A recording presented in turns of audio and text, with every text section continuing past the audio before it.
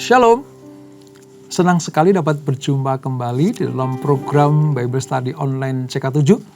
Saudara, hari ini kita akan melanjutkan pembelajaran kita dari kitab Ester pasal yang ke-8.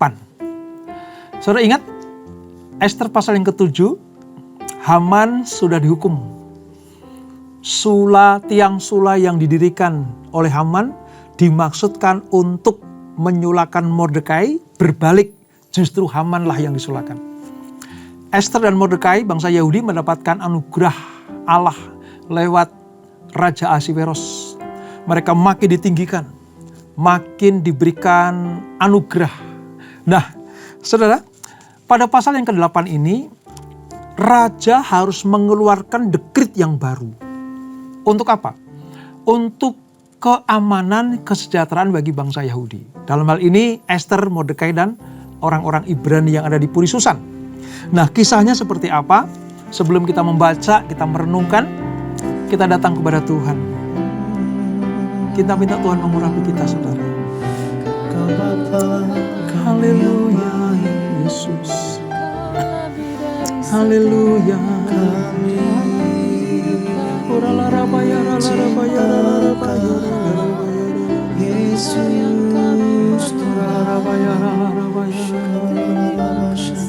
Yesus, Yesus.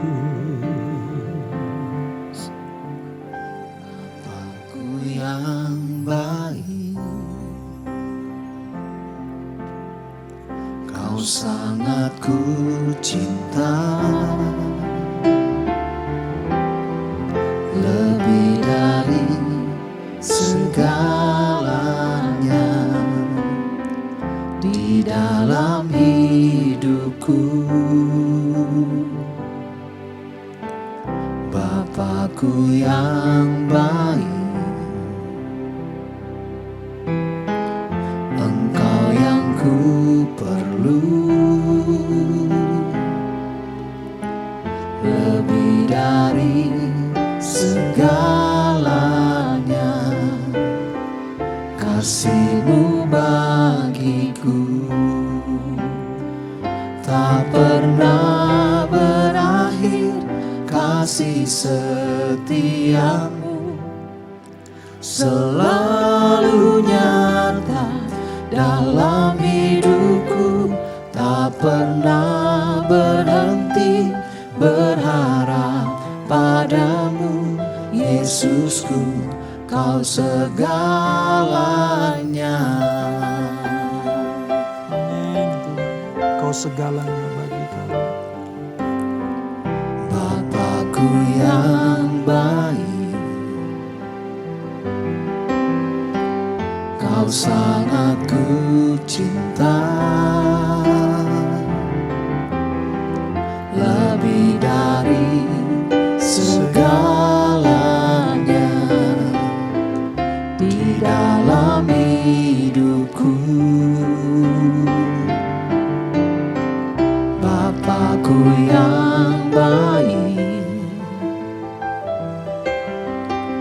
Engkau yang ku perlu, lebih dari segalanya, kasih-Mu bagiku tak pernah berakhir, kasih setia-Mu selalu nyata dalam hidupku, tak pernah berhenti berharap padamu, Yesusku, Kau segalanya. Tak pernah berakhir, kasih setia-Mu selalu nyata dalam hidupku, tak pernah berhenti berharap padamu, Yesusku, Kau segalanya.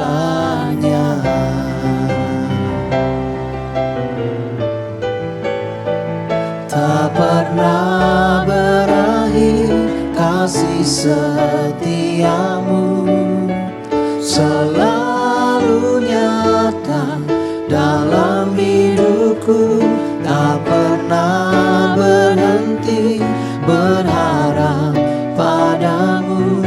Yesusku, kau segalanya, tak pernah berakhir kasih setiamu, selalu nyata dalam hidupku, tak pernah berhenti berharap padamu. Yesusku, kau segalanya, Yesusku, kau segalanya, Yesusku, kau segalanya. Oh Yesus, Yesus, Pernah berakhir kasih setiamu, Kasih Yesus, kasih setiamu tak pernah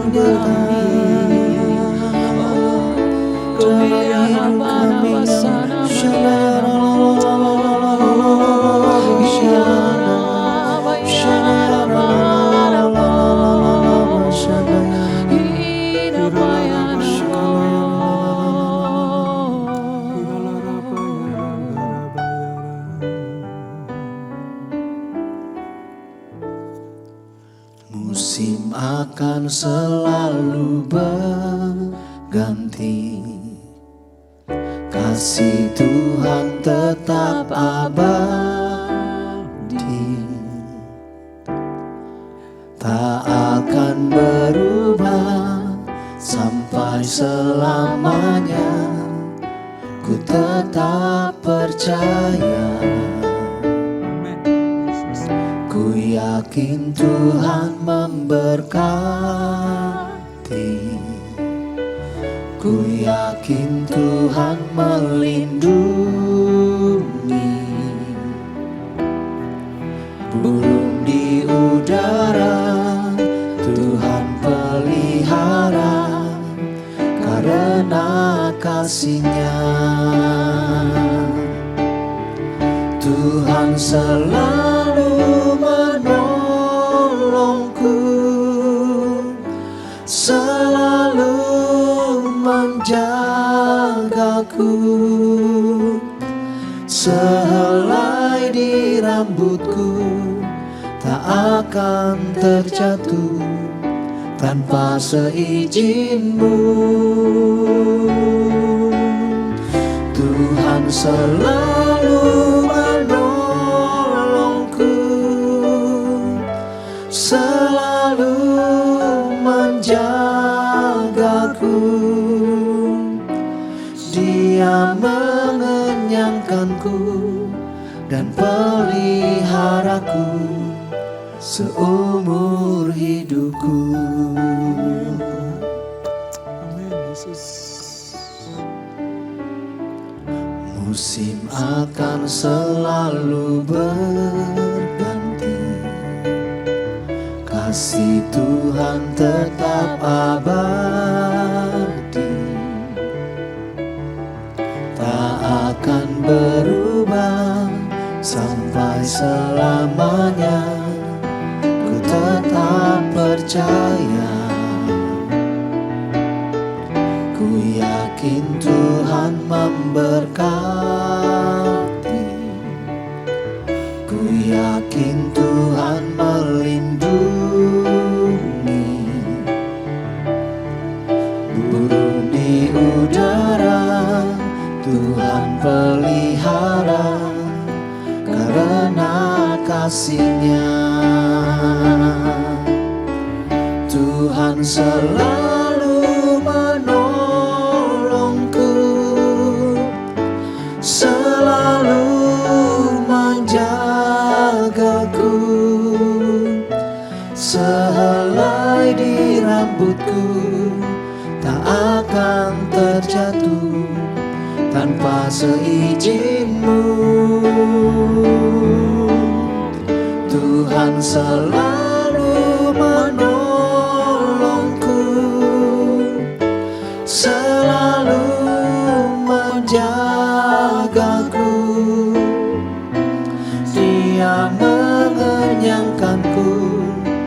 dan peliharaku seumur hidupku. Tuhan selalu menolongku,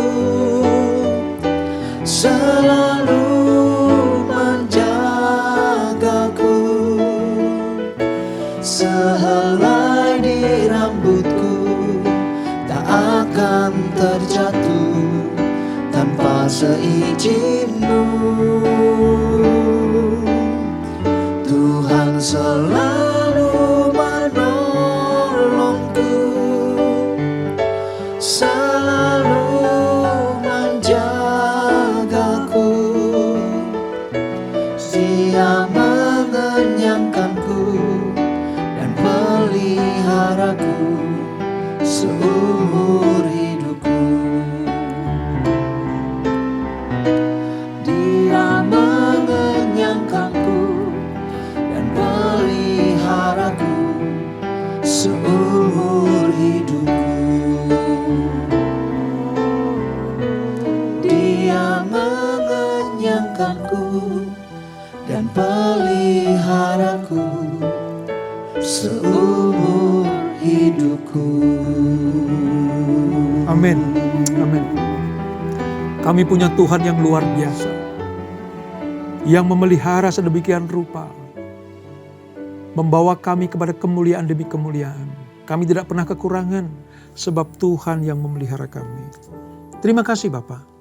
Seperti Engkau melindungi orang-orang Yahudi yang ada di Puri Susan, yang dilepaskan dari malapetaka dan mara bahaya. Demikianlah Tuhan melindungi anak-anaknya yang berharap siang malam memohon anugerah kepada Tuhan. Kami akan melanjutkan pembelajaran kami, urapi kami Tuhan. Jamah kami senantiasa. Terpuji nama-Mu kau selama-lamanya. Dalam nama Yesus, mari yang siap belajar firman Tuhan. Sama-sama kita katakan, amin, amin. Saudara, dengan disulakannya Haman di tiang yang dia persiapkan untuk Mordekai itu, dan itu berbalik kepada Haman, masalah belum selesai. Bagi Esther, bagi Mordekai, dan bagi orang Yahudi. Mengapa? Karena hukum kerajaan Susan, dalam hal ini keputusan Raja Ahasiweros, belum dibatalkan. Seperti apa yang disusun oleh Haman, rencana-rencana jahat itu belum dibatalkan. Nah, pada pasal yang ke-8 ini saudara, kita akan melihat bagaimana perintah raja, keputusan Raja Ahasiweros yang akan menguntungkan bagi orang-orang Yahudi. Bagi Esther, Mordekai, dan orang-orangnya yang ada di Puri Susan. Nah, seperti apa kisahnya? Kita akan membaca dari ayat 1 sampai dengan ayat yang ke-11 saudara. Demikian firman Tuhan. Ini perintah raja demi kepentingan orang Yahudi. Pada hari itu juga Raja Ahasiweros mengaruniakan harta milik Haman, seteru orang Yahudi, kepada Esther sang ratu. Dan Mordekai masuk menghadap raja, karena Esther telah memberitahukan apa pertalian Mordekai dengan dia. Maka raja mencabut cincin meterai yang diambil daripada Haman, lalu diserahkannya kepada Mordekai. Dan Mordekai diangkat oleh Esther menjadi kuasa atas harta milik Haman. Kemudian Esther berkata kepada raja sambil sujud pada kakinya dan menangis memohon karunia-Nya, supaya membatalkan maksud jahat Haman orang Agag itu, serta rancangan yang sudah dibuatnya terhadap orang Yahudi. Maka raja mengulurkan tongkat emas kepada Esther, lalu bangkitlah Esther dan berdiri di hadapan raja, serta sembahnya. Jikalau baik pada pembanggaan raja, dan jikalau hamba mendapat kasih raja, dan hal ini kiranya dipandang benar oleh raja, dan raja berkenan kepada hamba, maka hendaklah dikeluarkan surat titah untuk menarik kembali surat-surat yang berisi rancangan Haman itu, Haman bin Hamedata, orang Agag itu, yang ditulisnya untuk membinasakan orang Yahudi di dalam semua daerah kerajaan. Karena bagaimana hamba dapat melihat malapetaka yang menimpa bangsa hamba, dan bagaimana hamba dapat melihat kebinasaan sanak saudara hamba. Maka jawab Raja Ahasiweros kepada Esther sang ratu serta kepada Mordekai orang Yahudi itu. Harta milik Haman telah kukaruniakan kepada Ester, dan Haman sendiri telah disulahkan pada tiang karena ia sudah mengacungkan tangannya kepada orang Yahudi. Tuliskanlah atas nama raja apa yang kamu pandang baik tentang orang Yahudi, dan meteraikanlah surat itu dengan cincin meterai raja. Karena surat yang ditulis atas nama raja dan dimeteraikan dengan cincin meterai raja tidak dapat ditarik kembali. Pada waktu itu juga dipanggilnya para panitera raja dalam bulan yang ketiga, yakni bulan Siwan, pada tanggal 23, dan sesuai dengan segala yang diperintahkan Mordekai, ditulislah surat kepada orang Yahudi dan kepada para wali pemerintah, para bupati, dan para pembesar daerah dari India sampai Ethiopia. 127 daerah, pada tiap-tiap daerah menurut tulisannya, dan kepada tiap-tiap bangsa menurut bahasanya, dan juga kepada orang Yahudi menurut tulisan dan bahasanya. Maka ditulislah pesan atas nama Raja Ahasveros dan dimeterai dengan cincin meterai raja.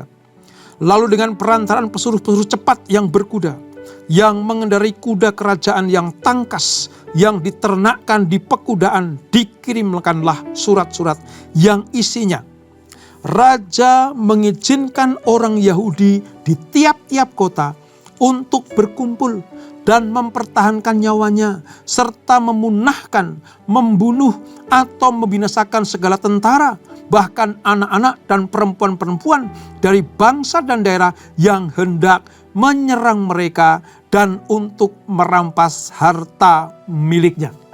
Sampai di sini, saudara. Saudara lihat bagaimana jalannya peristiwa orang Yahudi di Puri Susan, yang rajanya Ahasveros itu mendapatkan anugerah dari Tuhan setelah sekian lama diancam untuk dimusnahkan oleh Haman dan orang-orang yang jahat itu. Ester memohon kepada raja untuk apa? Untuk membatalkan maksud jahat Haman. Sekalipun Haman sudah digantung sebagai akibat dari campur tangan Allah sendiri, saudara. Allah itu adil. Yang merancang kejahatan akan dapat kejahatan. Menggali lubang akan terperosok ke dalamnya. Namun, sekalipun Haman sudah mati, keputusan raja untuk memusnahkan semua orang Yahudi masih berlaku. Ini masalahnya. Bahkan raja sendiri tidak bisa mengubah keputusan itu. Ingat ya saudara, sabda raja, titah raja itu mengikat. Sampai nanti ada pembatalannya. Gitu. Kenapa? Karena sudah dicap dengan cincin meterai raja. Raja bahkan tidak bisa membatalkannya. Akan tetapi saudara, sebagai tanggapan atas permohonan Ester, sekali lagi lihat ya, ketika sebelum Haman dihukum mati, disulahkan di tiang sulah itu, Ester menghadap raja, membuat pesta, lalu diminta kepada Ester, apa yang ingin aku lakukan buat engkau? Ester minta supaya Haman dihukum, Yahudi selamat. Nah sekarang ancaman masih ada. Apa itu? Surat keputusan raja tentang pembantaian, pemusnahan orang Yahudi. Nah pada peristiwa ini lagi-lagi saudara, Ester mendapat anugerah. Orang Yahudi dapat diselamatkan. Bahkan Mordekai mendapatkan cincin meterai raja. Atas permintaan Ester, dengan tangisan penuh kerinduan, supaya bangsanya diselamatkan, raja mengeluarkan keputusan kedua yang memberikan hak kepada orang Yahudi untuk membela diri. Dan bahkan diizinkan melawan pada siapapun yang hendak mengganggu, membunuh, membinasakan mereka. Siapapun, tanpa pandang bulu. Entah pria, wanita, bahkan anak-anak. Kalau ada yang mengusik orang Yahudi di Puri Susan, Ester, Mordekai punya hak untuk menghukumnya. Wow, ini sebuah kepercayaan, anugerah dari Allah yang diberikan kepada Ester dan orang Yahudi pada masa dia dibuang di Puri Susan. Ya, keputusan memang di Raja Ahasiweros. Tapi Raja Ahasiweros ada dalam kendali tangan Tuhan.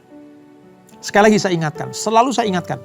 Kalau kita membahas kitab Ester, tidak ada nama Tuhan di situ tertulis. Tidak ada kutipan nama Allah tertulis. Elohim Adonai itu tidak tertulis di dalam narasi kitab Ester. Tetapi sekalipun tidak tertulis, tangan Allah tidak pernah meninggalkan umat pilihannya. Ini sama seperti kita, saudara. Sekalipun kita tidak bisa memandang Allah dengan mata jasmani kita. Kita tidak bisa meraba tangan Allah. Bahkan kita tidak bisa memeluk Allah. Tapi percayalah, kalau kita pada posisi sebagai anak-anak Allah, hidup dalam kebenaran, maka tangan Allah yang tidak kelihatan itu tetap akan menjaga dan memagari kita. Tuhan bisa menggerakkan tangan siapa saja supaya melindungi anak-anaknya. Seperti Tuhan menggerakkan tangan keputusan Ahasiweros yang mengubah hukum terhadap pembantaian pemusnahan orang Yahudi. Diubah menjadi hal yang baik, hal yang berkenan, hal yang menyelamatkan, memulihkan posisi orang Yahudi. Itu kalau bukan tangan Tuhan, tangan siapa saja? Ahasiweros, alat Tuhan. Dia dipakai Tuhan untuk tetap memelihara anak-anaknya di Puri Susan itu. Memang Haman adalah otak kejahatan di balik sebuah rencana pemusnahan bangsa Yahudi ini. Dan dia sudah binasa. Tapi sekali lagi, surat perintah yang harus diubah, dibatalkan yang pertama, diubah untuk keputusan yang kedua, harus keluar dari mulut dan tangan Raja Ahasiweros. Itulah sebabnya Ester harus datang kepada Raja. Sama seperti kita, saudara. Kita percaya, kita punya iman, Allah pemelihara, Allah melindungi, Allah menjagai umatnya, Allah mengusahakan hal-hal yang baik bagi anak-anaknya.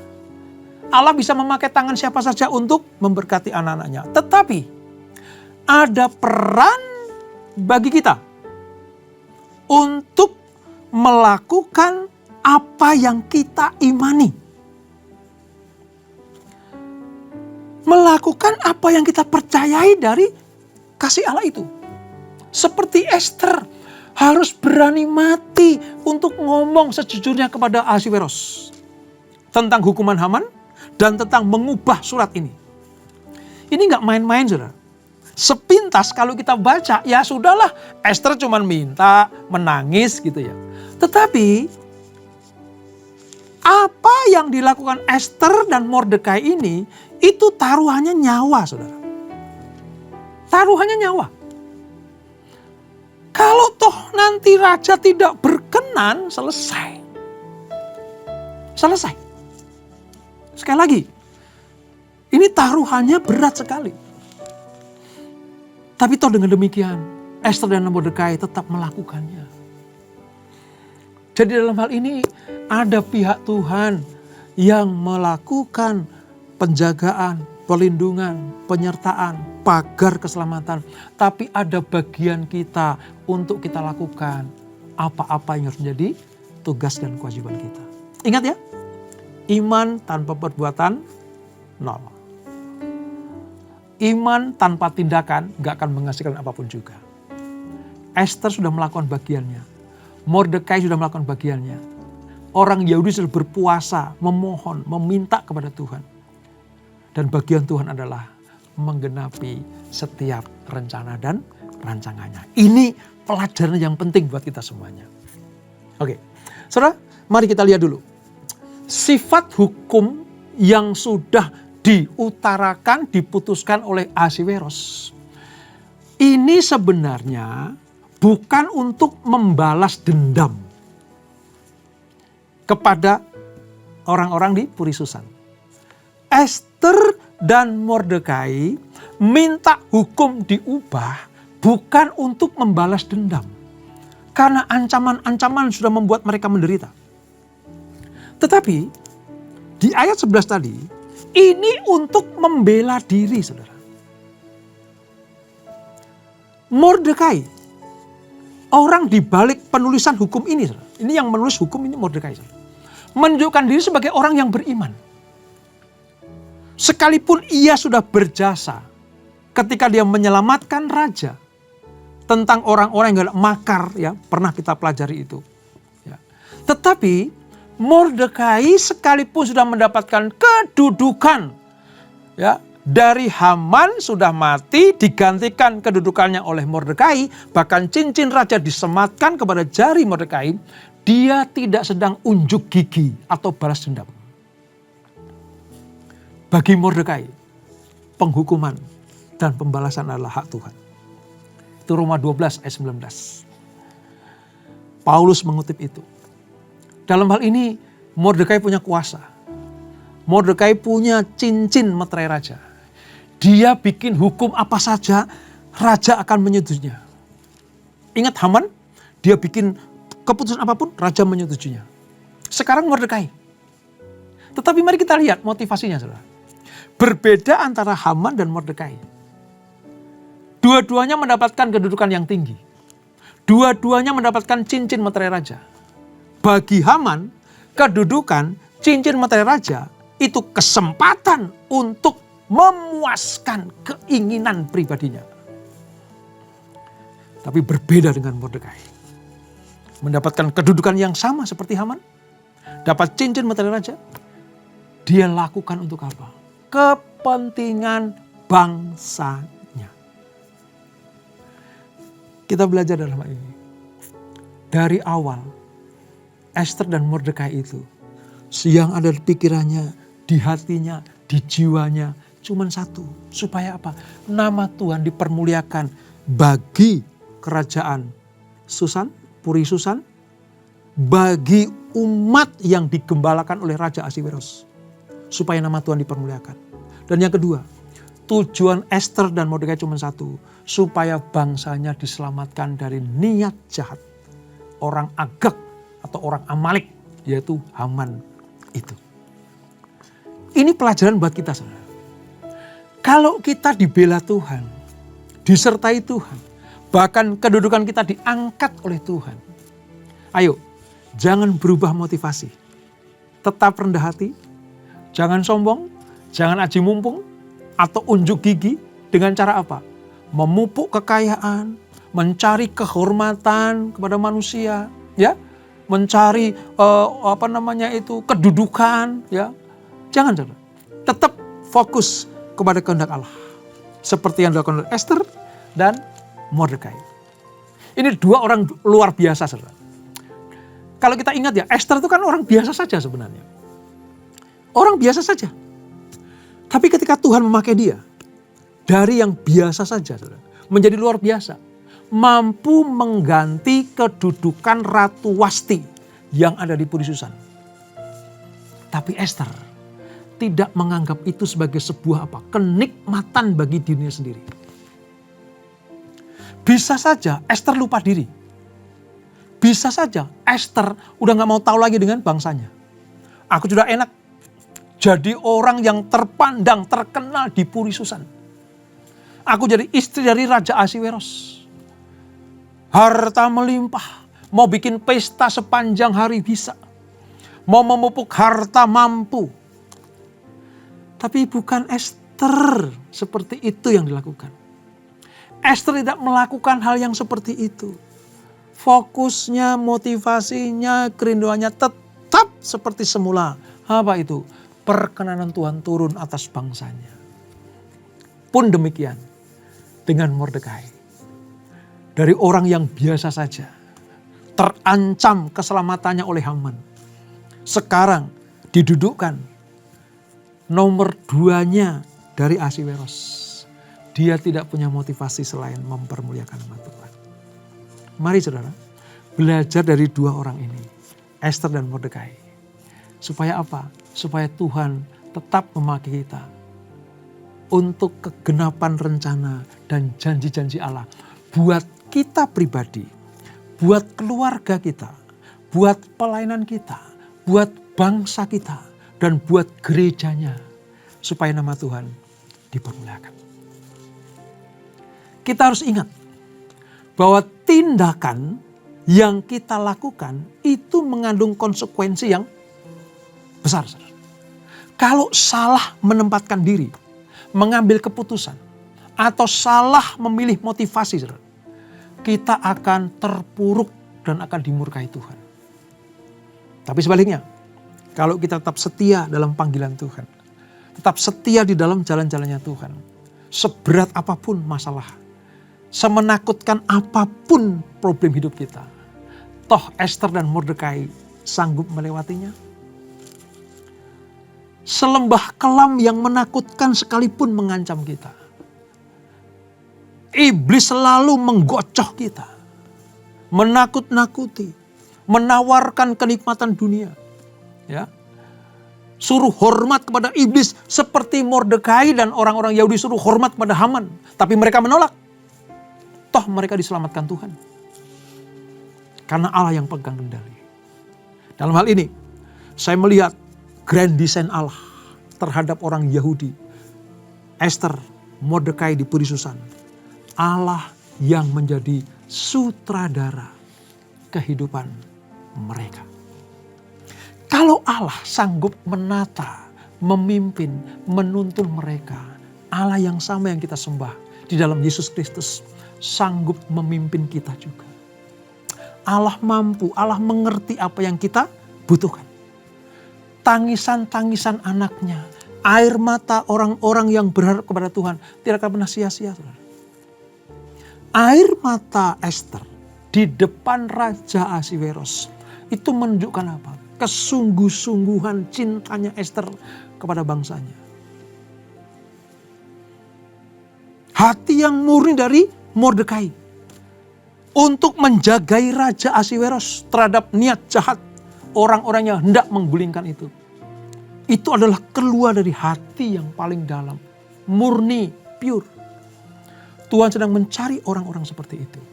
Yang tidak mencari keuntungan pribadi. Orang yang berani mengambil resiko. Walaupun kadang bisa merugikan dirinya sendiri. Tapi kalau itu benar di mata Tuhan. Maka Allah akan tampil sebagai pembela.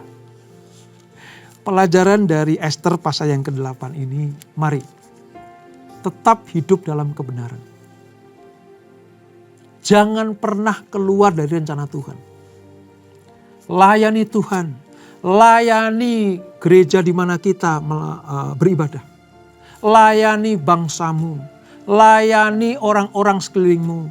Maka Tuhan yang akan membela, menyertai, menuntun, menunjukkan jalan-jalan mana yang kita tempuh. Dalam hal ini, Esther pasal yang ke-8, Tuhan betul-betul menuntun umatnya menuju kepada berkat, menuju kepada kemuliaan, menuju kepada kehidupan yang Allah ingin berikan kepada anak-anaknya. Oleh sebab itu, tetap setia kepada Tuhan. Sekali Yesus, tetap Yesus. Di tengah gelombang masalah, kita berpegang kepada Yesus Kristus. Dia yang memberikan kemenangan buat kita semuanya. Dan itulah Esther pasal yang ke-8. Kita tundukkan kepala. Bapak, terima kasih untuk anugerah-Mu. Kami belajar bagaimana Allah sang sutradara kehidupan itu berperan aktif dan luar biasa terhadap peristiwa orang Yahudi diberi Susan. Surat keputusan yang bercap meterai raja tidak dapat diganggu gugat lagi. Haman sudah mati, tapi surat itu tetap berlaku. Namun Allah mengaturnya lewat orang-orang yang pemberani ini, Esther dan Mordekai, memohon kepada raja supaya membatalkan surat pertama dan mengeluarkan surat yang kedua. Dan luar biasa, raja menyetujuinya.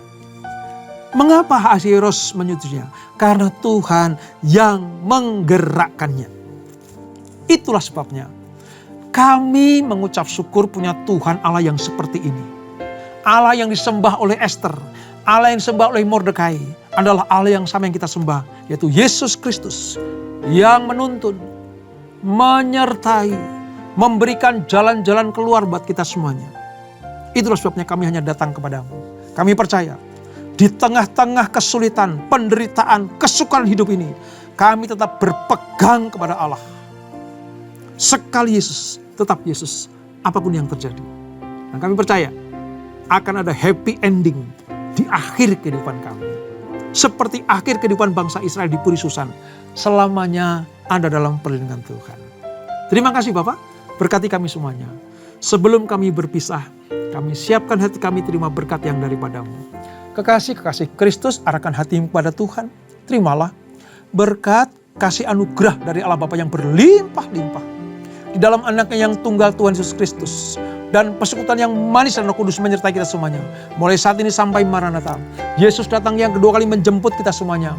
Bertemu di awan-awan yang permai. Menikmati kemuliaan kekal sampai selama-lamanya. Yang diberkati, sama-sama kita katakan amin. Amin. Tuhan Yesus memberkati.